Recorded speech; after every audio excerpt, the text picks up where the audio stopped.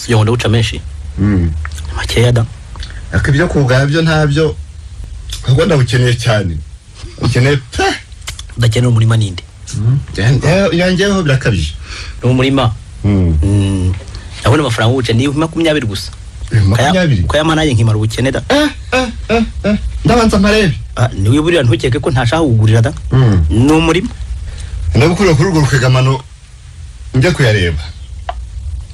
Ndonyaruka.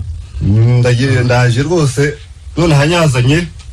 Ntutinde rwose. Ariko ndazana n'abagabo bakudukiranura mbere yo gushinga imbaho. Kurasana n'abagabo.